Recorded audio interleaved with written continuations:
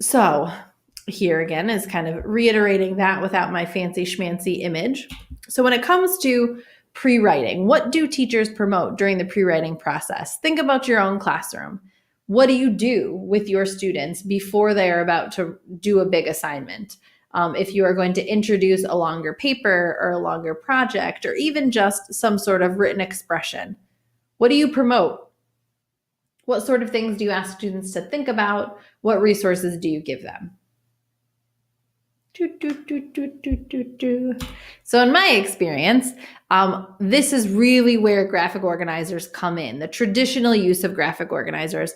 I would argue that there are a lot of other ways to use graphic organizers. However, this is really the most popular. So there are so many different graphic organizers available out there. I've just kind of decided to give you a sample of a couple of them, just like how we looked at the different features of apps for AT for reading remediation.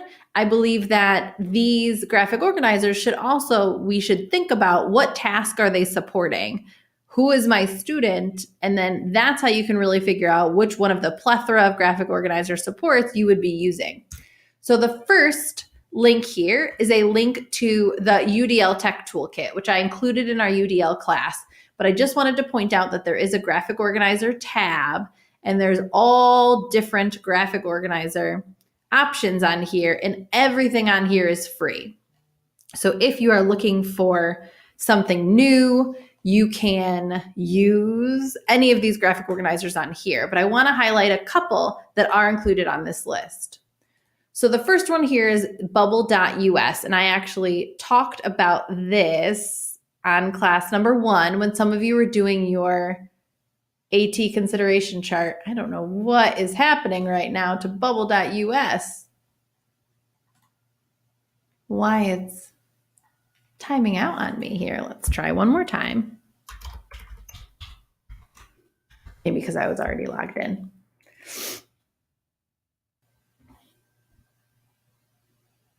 Okay, this one does not want to work for me at this point in time. However, so bubble.us, what I do like about it is that there is an option here. If you go to the website, I encourage you to go and look at that.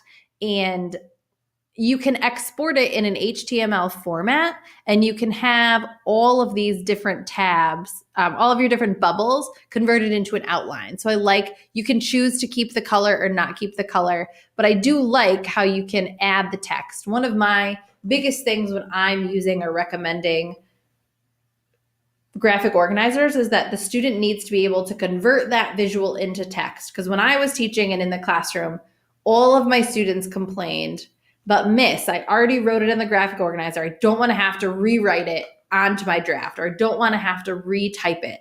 So that was the biggest thing in a lot of the battles that I was fighting with my students.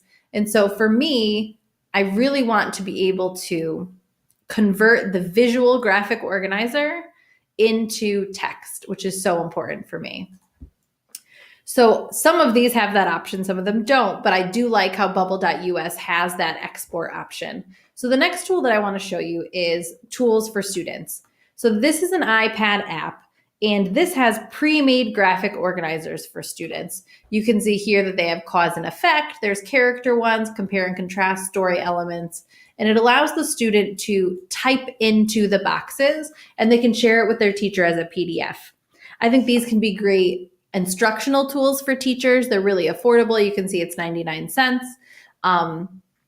Some of the drawbacks is obviously it is a PDF, so you're sending it to your teacher and you would have to email it, or if you have an AirPrint printer, you can print them out.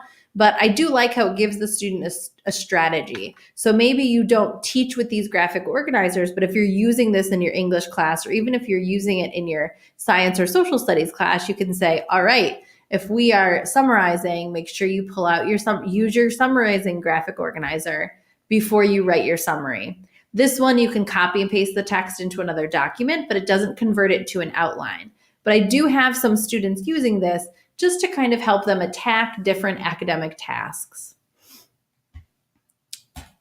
Another one of the free graphic organizer websites that I like is MindMeister. So this is similar to what bubble.us looks like.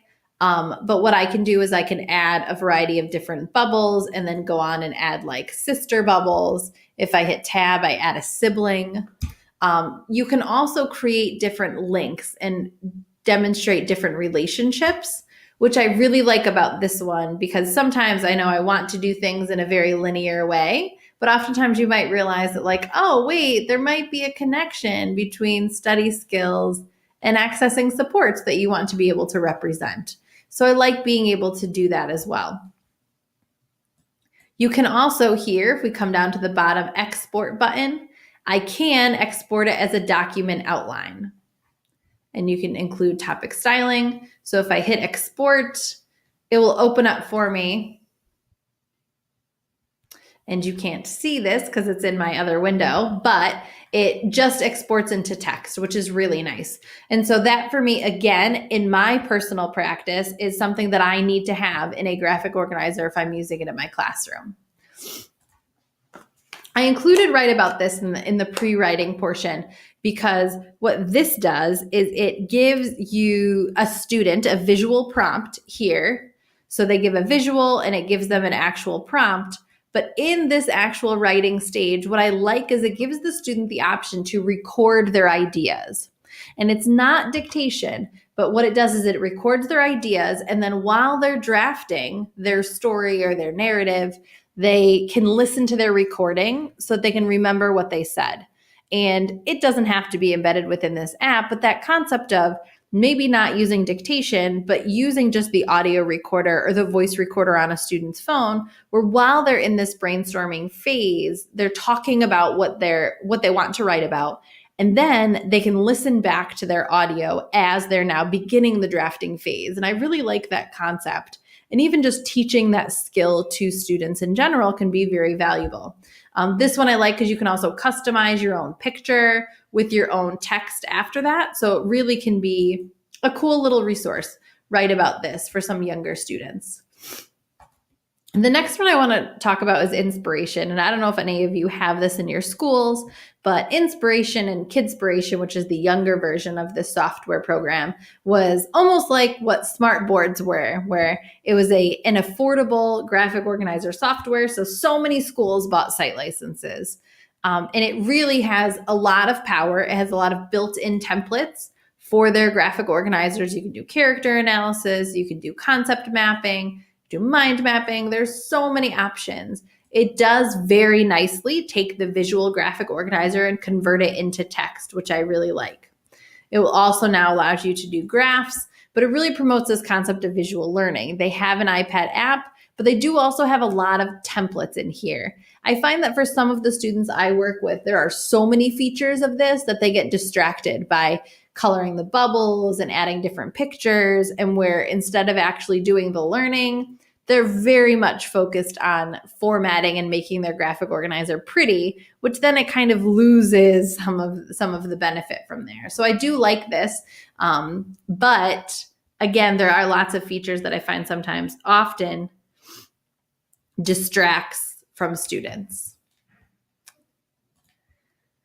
And so those are the pre-writing graphic organizer support. So I just want you to explore those and look and think about to yourself, what pre-writing, what graphic organizer features are important to you in your classroom. And we'll reconvene and talk a little bit about this as we're moving on through the course, but think about, is converting to an outline important to you? Is a visual important to you? Do you want to be able to deploy it to your students?